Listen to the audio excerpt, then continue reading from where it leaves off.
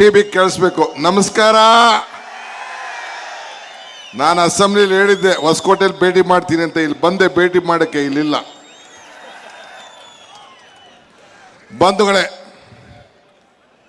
ವೇದಿಕೆ ಇರುವಂಥ ನಮ್ಮ ಮುಖ್ಯಮಂತ್ರಿಗಳಂತ ಸಿದ್ದರಾಮಯ್ಯ ಸಾಹೇಬ್ರೆ, ನಿಮ್ಮ ಜಿಲ್ಲಾ ಸಚಿವರಾದಂಥ KH ಮುನಿಯಪ್ಪನವರೇ, KJ ಜಾರ್ಜ್ ಸಾಹೇಬ್ರೆ, ಶಿವಾನಂದ ಪಾಟೀಲ್ ರವರೇ, ಬೋಸರಾಜ್ ರವರೇ, ಕೃಷ್ಣ ಬೈರೇಗೌಡ್ರೆ, ಸುಧಾಕರ್ ಅವರೇ, ಸುರೇಶ್ ಬೈತಿ ಅವರೇ, ನಾರಾಯಣ ಸ್ವಾಮಿ ಅವರೇ, MLC ರವಿ ಅವರೇ, ಶ್ರೀನಿವಾಸ್ ಅವರೇ, ಮತ್ತು ಮುಖ್ಯವಾಗಿ ನಿಮ್ಮ ಪ್ರೀತಿಯ ಶಾಸಕರಾದಂಥ ಶರತ್ ಬಚ್ಚೇಗೌಡ್ರೆ, ಮೋಹನ್ ರವರೇ, ಗೋಪಾಲ್ ರವರೇ, ಇನ್ನು ಎಲ್ಲ ಮುಖಂಡಗಳೇ, ಈ ಒಂದು ಪವಿತ್ರವಾದಂಥ ಸಮಾರಂಭಕ್ಕೆ ಇಷ್ಟು ದೊಡ್ಡ ಸಂಖ್ಯೆಯಲ್ಲಿ ಬಂದಂಥ ಬಂಧು ಭಗಿನಿಯರೇ, ನನಗೆ ಇವತ್ತು ಶರತ್ ಬಚ್ಚೇಗೌಡರ ಮೇಲೆ ಸ್ವಲ್ಪ ಕೋಪ ಇದೆ. ನಮ್ಮ ತಾಯಂದಿರನ್ನೆಲ್ಲ ಭಾಗ್ಯದ ಲಕ್ಷ್ಮೀ ಬಾರಮ್ಮ ಅವ್ರನ್ನ ಮುಂದಕ್ಕೆ ಕುಂಡ್ರಿಸೋದು ಬಿಟ್ಬಿಟ್ಟು ಎಲ್ಲ ಹಿಂದಕ್ಕೆ ಕುಂಡ್ರಿಸ್ಬಿಟ್ಟವ್ರೆ. ನಮಗೆ ಹೆಣ್ಮಕ್ಳಿಗೆ ನಾವು ಈ ಗೃಹ ಜ್ಯೋತಿಲಿ ಗೃಹಲಕ್ಷ್ಮಿ, ಗೃಹಜ್ಯೋತಿ, ಅನ್ನಭಾಗ್ಯ, ಶಕ್ತಿ ಇವೆಲ್ಲ ಹೆಣ್ಣು ಮಕ್ಕಳಿಗೆ ಸಿಗ್ತಾರಂತ ಒಂದು ಕಾರ್ಯಕ್ರಮ. ಅವ್ರು ಮುಂದಕ್ಕಿರಬೇಕು, ನೀವು ಹಿಂದಕ್ಕಿರಬೇಕು. ನಿಜನ ಸುಳ್ಳು? ಹೆಣ್ಣು ಕುಟುಂಬದ ಕಣ್ಣು. ಯಾವ್ದಾದ್ರು ಊರಿಗೆ ಹೋದ್ರೆ ಆ ಊರಿನ ಗ್ರಾಮ ದೇವತೆ ಏನು ಅಂತ ಕೇಳ್ತೀವಿ. ಯಾರು ಒಂದು ಅಪ್ಲಿಕೇಶನ್ ಇಲ್ಲಾಂದ್ರೆ ನನಗೆ ಇನ್ವಿಟೇಷನ್ ಕೊಡ್ಬೇಕಾರೆ, ಇಲ್ಲ ಶರತ್ಗೆ ಇನ್ವಿಟೇಷನ್ ಕೊಡ್ಬೇಕಾರೆ, ನನಗೆ ಕೊಡ್ಬೇಕಾರೆ ಶ್ರೀಮತಿ ಮತ್ತು ಶ್ರೀ DK ಶಿವಕುಮಾರ್ ಅಂತ ಅರ್ಜಿ ಕೊಡ್ತಾರೆ, ಅಪ್ಲಿಕೇಶನ್ ಕೊಡ್ತಾರೆ. ಹಂಗೆ ಮೊದಲು ಹೆಣ್ಣು, ಆಮೇಲೆ ಗಂಡು. ಈಗ ನಾವು ಪರಮೇಶ್ವರನ ಕರಿಬೇಕಾದ್ರೆ ಪಾರ್ವತಿ ಪರಮೇಶ್ವರ ಅಂತೀವಿ, ವೆಂಕಟೇಶ್ವರನ್ ಕರಿಬೇಕಾದ್ರೆ ಲಕ್ಷ್ಮೀ ವೆಂಕಟೇಶ್ವರ ಅಂತ ಹೇಳ್ತೀವಿ. ಈ ಗಣೇಶನ್ ಮದುವೆ ಆಗಿಲ್ಲ, ಮೊದಲು ಗೌರಿ ಹಬ್ಬ, ಆಮೇಲೆ ಗಣೇಶನ ಹಬ್ಬ ಅಂತ ಮಾಡ್ತೀವಿ. ನಿಜ ಸುಳ್ಳು? ಹಂಗೆ ಹೆಣ್ಣು ಮಕ್ಕಳನ್ನ ನಮ್ಮ ಶರತ್ತು ಮುಂದೆ ಕೇಳ್ತಾ ಇದ್ದೀನಿ. ಶರತ್, ನಿಮ್ಮ ಹೆಂಗಸರು ಮಾತ್ರ ಎಲ್ಲ ಮೂಲೆ ಕೂತಿದ್ರು ನೋಡಿದೆ. ಫುಲ್ ಹೆಣ್ಣು ಮಕ್ಕಳು ಮುಂದೆ ಇರಬೇಕು, ಆಮೇಲೆ ಗಂಡಸಿರ್ಬೇಕು. ಯಾಕೆಂದ್ರೆ ಈ ಕಾರ್ಯಕ್ರಮ, ಈ ಸರ್ಕಾರ ಮನೆಯನ್ನ ಬೆಳಗಬೇಕು ಅನ್ನೋ ದೃಷ್ಟಿಯಿಂದ ಈ ಕಾರ್ಯಕ್ರಮ, ಈ 5 ಗ್ಯಾರಂಟಿಗಳನ್ನ ಇವತ್ತು ಕೊಟ್ಟಿದೆ. ಇವತ್ತು ಇದ್ರ ಜೊತೆಗೆ ಒಳ್ಳೊಳ್ಳೆ ಕಾರ್ಯಕ್ರಮ ಕೂಡ ಮಾಡಿದ್ದಾರೆ. ನಮ್ಮ ಶರತ್ ಬಚ್ಚೇಗೌಡರು ಬಹಳ ವಿವರವಾಗಿ ಮಾತಾಡಿದ್ರು. 50, 60, 70 ವರ್ಷದ ತಲೆಮಾರಿನ ರಾಜಕಾರಣ ಅವ್ರ ಮೈನಲ್ಲಿ ರಾಜಕಾರಣದ ರಕ್ತ. ಬೈರೇಗೌಡರು ಆದಿಯಾಗಿ, ಬಚ್ಚೇಗೌಡರು ಆದಿಯಾಗಿ, ಇನ್ನು ಎಲ್ಲ ಕುಟುಂಬದವರೆಲ್ಲ ಕೂಡ ಈ ತಾಲೂಕಿನಲ್ಲಿ ರಾಜಕಾರಣ ಮಾಡ್ಕೊಂಡು ಬಂದಿದ್ದಾರೆ. ನಾನು ಬಚ್ಚೇಗೌಡರು ಕೂಡ ಜೊತೆಗೆ MLAಗಳಾಗಿ ಕೆಲಸ ಮಾಡಿದ್ದೇವೆ. ನಾನು ಚಿಕ್ಕೇಗೌಡರು ಕೂಡ ಜೊತೆಗೆ MLA ಆಗಿ ಕೆಲಸ ಮಾಡಿದ್ದೇವೆ. ಬಚ್ಚೇಗೌಡರನ್ನ ಕರೆದೆ, ಬಂದ್ಬಿಡಿ 2002-4ರಲ್ಲಿ ಬೇಡ ನಿಮಗೆ ದಳ, ನಿಮ್ಮ ಸವಾಸ ಬೇಡ ಅಂತ ಹೇಳಿದೆ. ನನ್ನ ಮಾತು ಕೇಳಲಿಲ್ಲ. ವಿಧಿ ಇಲ್ಲದೆ ನಾನು CM ಲಿಂಗಪ್ಪ, ಕೃಷ್ಣಪ್ಪ ತಂದು MTB ನಾಗರಾಜ್ನ ಇಲ್ಲಿ ನೆಟ್ಟೋ. ಅದು ಸರಿಯಾಗಿ ಫಲ ಸಿಕ್ಕಲಿಲ್ಲ. ಕೊನೆಗೆ ಹೇಳ್ಬಿಟ್ಟೆ ನಾನು, ನಮ್ಮದು ನಿಮ್ಮದು ರಣರಂಗ ಹೊಸಕೋಟಿಲಿ ಅಂತ. ಅದಾದಮೇಲೆ ಏನಿದ್ರು ಶರತ್ ಬಚ್ಚೇಗೌಡ. ಇಲ್ಲಿಗೆ ಸ್ಟಾಪ್. ತಲೆ ಕೆಡ್ಸ್ಕೊಳಕ್ಕೆ ಹೋಗ್ಬೇಡಿ. ನಾನು ಹೆಂಗೆ 8 ಸತಿ ಗೆದ್ದಿದ್ದೀನೋ, ಶರತ್ ಬಚ್ಚೇಗೌಡರು ಕನಿಷ್ಠ 10 ಸತಿ ಗೆಲ್ತಾರೆ ಅನ್ನೋ ಆತ್ಮವಿಶ್ವಾಸ ನನಗಿದೆ.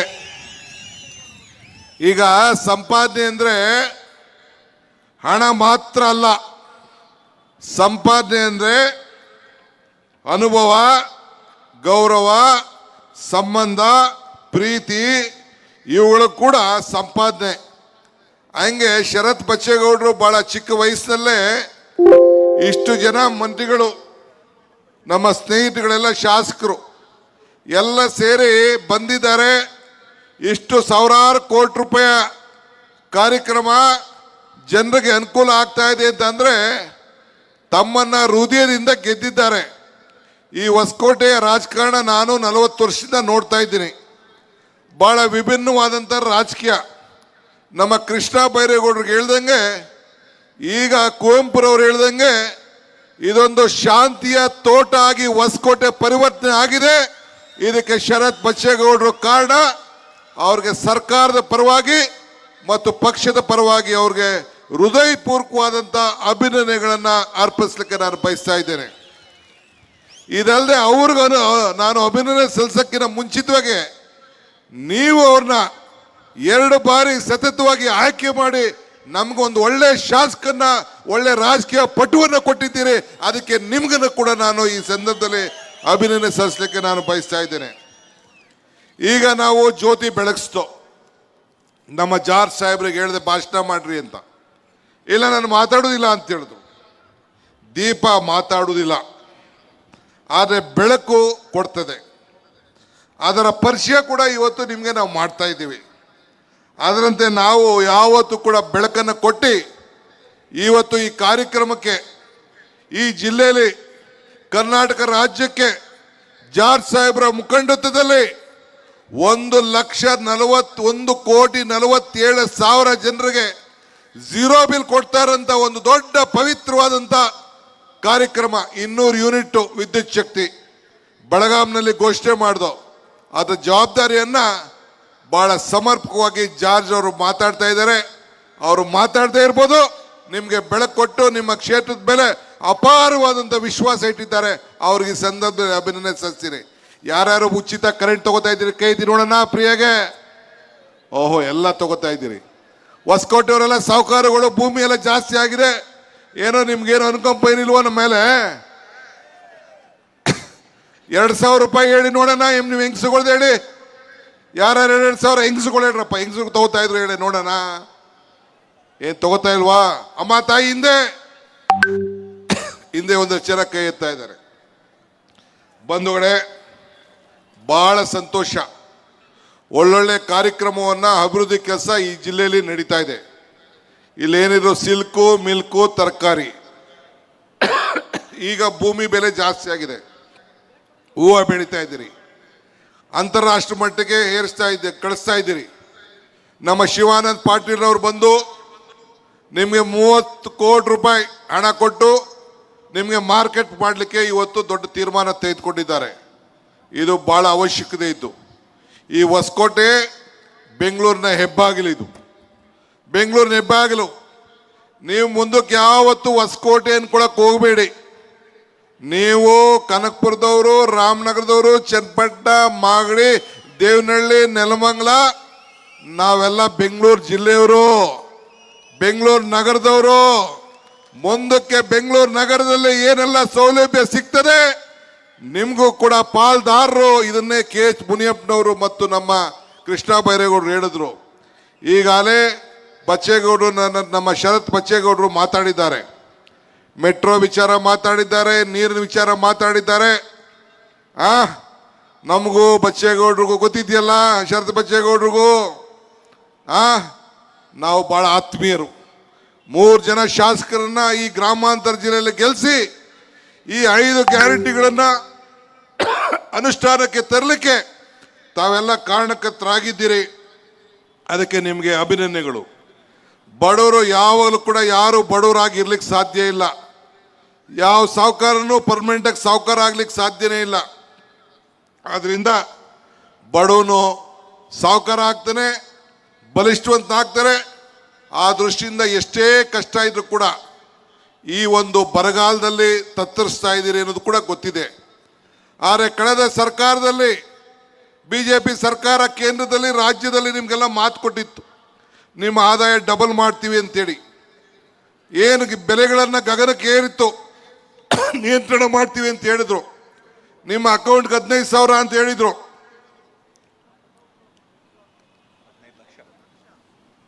15 ಲಕ್ಷ ಅಂತ ಹೇಳಿದ್ರು. ಏನಾದ್ರು ಬಂತೇನ್ರಪ್ಪ ನಿಮ್ಮ ಅಕೌಂಟ್ಗೆ? ನಿಮ್ಮ ಅಕೌಂಟ್ಗೆ ಏನಾರು ಬಂತೇನ್ರಿ? ಏನಿಲ್ಲ. ಜನ್ಧನ್ ಅಕೌಂಟ್ ಓಪನ್ ಮಾಡಿದ್ದೇ ಮಾಡಿದ್ದು. ಜನನೂ ಇಲ್ಲ, ಧನನೂ ಇಲ್ಲ. ಈಗ ಅಕೌಂಟ್ಗೆ ಕೃಷ್ಣ ಬೈರೇಗೌಡರು ಹೇಳ್ತಾ ಇದ್ದಾರೆ, ನಾವು ಅವ್ರು ಮಾಡಿದ ಅಕೌಂಟ್ಗೆ ನಾವು 2,000 ರೂಪಾಯಿ ಅಕೌಂಟ್ಗೆ ಹಾಕ್ತಾ ಇದ್ದೀವಿ. ಇದು ನಮ್ಮ ಕಾಂಗ್ರೆಸ್ ಸರ್ಕಾರದ ಬದ್ಧತೆ. 5 ಗ್ಯಾರಂಟಿ ಏನು ಇವತ್ತು ಮಾಡಿದ್ದೀವಿ, ಇದು ಇಡೀ ರಾಷ್ಟ್ರಕ್ಕೆ ಮಾದರಿ. ನಮ್ಮ ಗ್ಯಾರಂಟಿ ನೋಡ್ಬಿಟ್ಟು ಈಗ ಮೋದಿ ಅವರು ಮೋದಿ ಗ್ಯಾರಂಟಿ ಅಂತ ಶುರು ಮಾಡವ್ರೆ, ನಮ್ಮನ್ನ ಕಾಪಿ ಮಾಡಿಬಿಟ್ರು. ಅವರು ಕಾಪಿ ಮಾಡಿಬಿಟ್ರು. ಆದ್ದರಿಂದ ನಿಮ್ಗೆ ನಾನು ಇಷ್ಟೇ, ನಿಮ್ಮ ಮೇಲೆ ವಿಶ್ವಾಸ ಇದೆ, ನಂಬಿಕೆ ಇದೆ. ಮರಕ್ಕೆ ಬೇರು ಎಷ್ಟು ಮುಖ್ಯನೋ ಮನುಷ್ಯಗೆ ನಂಬಿಕೆ ಕೂಡ ಅಷ್ಟೇ ಮುಖ್ಯ. ಹಂಗೆ ನಿಮ್ಮ ಮೇಲೆ ಹೊಸಕೋಟೆಯ ಮಹಾಜನದ ಮೇಲೆ ನಮ್ಗೆ ಯಾವಾಗಲೂ ಕೂಡ ನಂಬಿಕೆ ಇದೆ. ಯುವಕರು ಉದ್ಯೋಗ ಸಿಗಬೇಕು ಅಂತೇಳಿ ಮೊನ್ನೆ ತಾನೇ ನಮ್ಮ ಉದ್ಯೋಗ ಮೇಳವನ್ನು ಮಾಡ್ದು. 10,000 ಜನ, 70,000 ಜನ ಬಂದಿದ್ರು.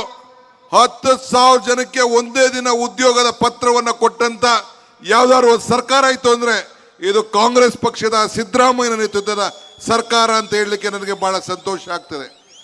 ಇವತ್ತು ಅಭಿವೃದ್ಧಿಯ ಪಥಕ್ಕೆ ತೆಗೆದುಕೊಂಡು ಹೋಗಿದ್ದೇವೆ. ನಾವು ಈ ಗ್ಯಾರಂಟಿಗಳು ಕೊಟ್ಟಾಗ ಏನು ಬಿಜೆಪಿಯವರು ಅತ್ತೆ ಸೊಸೆಗೆ ತಂದಾಕ್ಬಿಟ್ರು, ಅಣ್ಣ ತಂದಿರ್ ತಂದಾಕ್ಬಿಟ್ರು, ಇವ್ರ ಕೈಲಿ ಮಾಡೋಕ್ಕಾಗಲ್ಲ ಅಂತ ಎಲ್ಲ ಮಾತಾಡ್ತಿದ್ರು.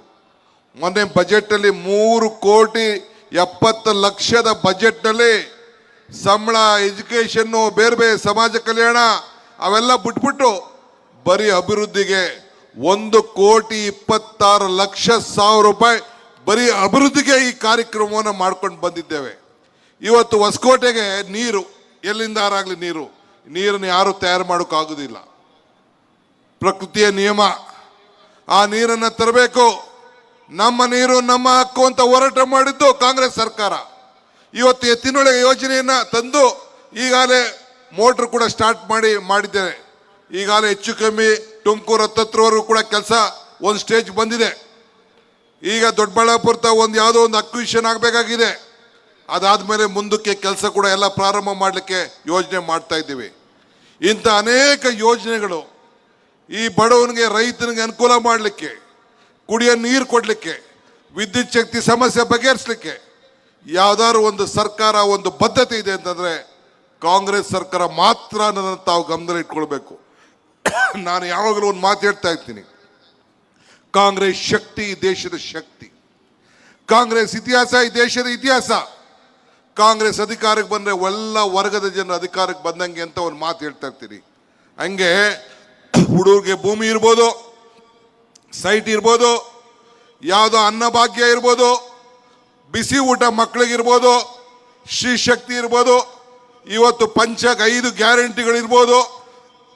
ಇಂಥ ಯಾವ್ದಾದ್ರು ಬದುಕಿಗೆ ಏನಾದ್ರು ಒಂದು ಕಾರ್ಯಕ್ರಮ ಕೊಟ್ಟಿದ್ರೆ ಇದು ಕಾಂಗ್ರೆಸ್ ಮಾತ್ರ ಸಾಧ್ಯ.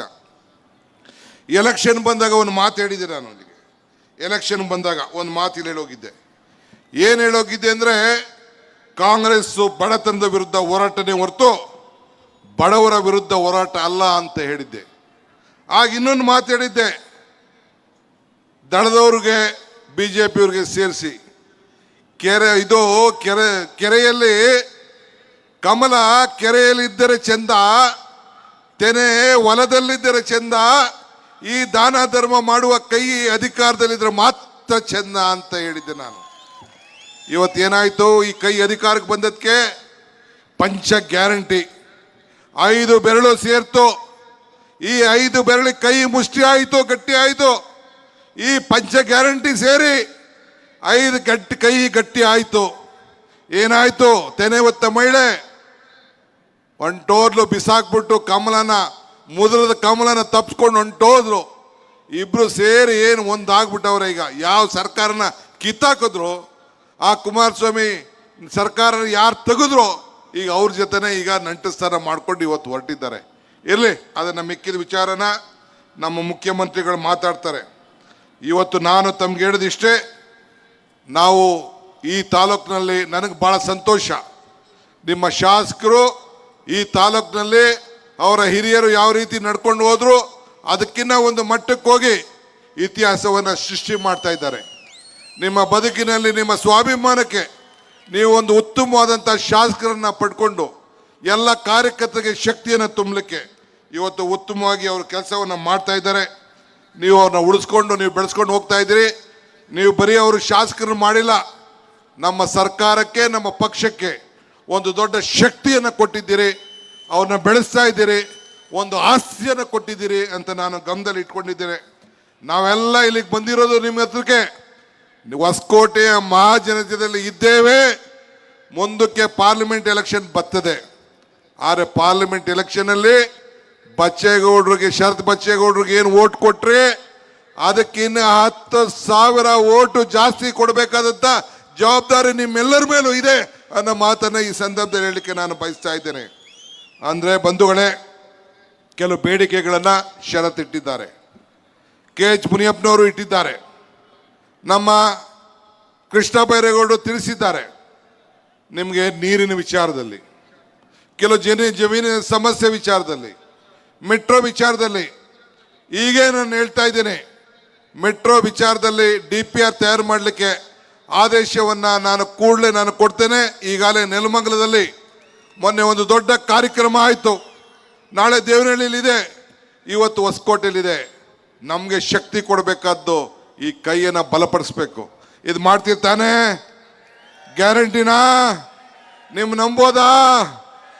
ಆಮೇಲೆ ಇಲ್ಲ ನೋಡಿ, ಹೆಚ್ಚು ಕಮ್ಮಿ ಆಯ್ತು ಅಂದ್ರೆ ಎಲ್ಲರಿಗೂ ಲಾಸು. ಶರತ್ ಅವಮಾನ ಮಾಡಕ್ ಹೋಗ್ಬೇಡಿ, ನಮ್ಗೆ ಅವಮಾನ ಮಾಡಕ್ ಹೋಗ್ಬೇಡಿ. ಇಷ್ಟು ಹೇಳಿ, ಇವತ್ತು BJPಯವರು ಏನೇ ಟೀಕೆ ಮಾಡಲಿ, ಯಾರ ಜೊತೆ ಬೇಕಾದ್ರೆ ಹೊಂದಾಣಿಕೆ ಮಾಡಲಿ, ಈ 5 ಗ್ಯಾರಂಟಿ ಜೊತೆಗೆ ಈ ರಾಜ್ಯದಲ್ಲಿ ಅಭಿವೃದ್ಧಿ ಪಥಕ್ಕೆ ಹೋಗಿದೆ. ಈ ರಾಜ್ಯದಲ್ಲಿ ಶಾಂತಿಯುತವಾದಂಥ ಆಡಳಿತ ನಡೀತಾ ಇದೆ. ಈಗ ಕೃಷ್ಣ ಬೈರೇಗೌಡರು ನಮ್ಮ ಆಫೀಸರ್ ಹೇಳ್ತಾ ಇದ್ರು, ಪ್ರತಿಯೊಂದು ಇಲಾಖೆಯಲ್ಲೂ ಒಡೆದಾಟ ಆಗಬಾರ್ದು, ಪಾಣಿಗಳು, ಖಾತೆಗಳು, ಮತ್ತೊಂದು ಎಲ್ಲ ಕೂಡ ಸರ್ವೆ ಆದಿಯಾಗಿ ಪಾರದರ್ಶಕವಾದಂಥ ಆಡಳಿತವನ್ನು ನಮ್ಮ ಸರ್ಕಾರ ನಿಮ್ಮೆಲ್ಲರೂ ಕೂಡ ಕೊಡ್ತಾ ಇದೆ. ಇದನ್ನು ತಾವೆಲ್ಲ ಗಮನದಲ್ಲಿ ಇಟ್ಕೊಳ್ಬೇಕು. ನೀವು ತೋರಿಸ್ತಾ ಇರೋಂಥ ಪ್ರೀತಿ, ವಿಶ್ವಾಸ, ಅಭಿಮಾನ, ನನ್ನ ತಾಯಂದಿರು, ಹಿರಿಯರು, ಯುವಕರು ಎಲ್ಲ ತೋರಿಸ್ತಾ ಇರೋಂಥ ಅಭಿಮಾನ ಯಾವಾಗಲೂ ಕೂಡ ಸದಾ ಇರಲಿ. ನಾವೆಲ್ಲ ನಿಮ್ಮ ಜೊತೆ ಇದ್ದೇವೆ ಅನ್ನೋ ಮಾತನ್ನು ಹೇಳಿ ನನ್ನ ಮಾತನ್ನು ಮುಗಿಸ್ತೇನೆ, ವಿರಾಮ ಕೊಡ್ತಾ ಇದ್ದೇನೆ. ಜೈ ಹಿಂದ್, ಜೈ ಕಾಂಗ್ರೆಸ್ ಪಾರ್ಟಿ. ಮಾನ್ಯ ಉಪಮುಖ್ಯ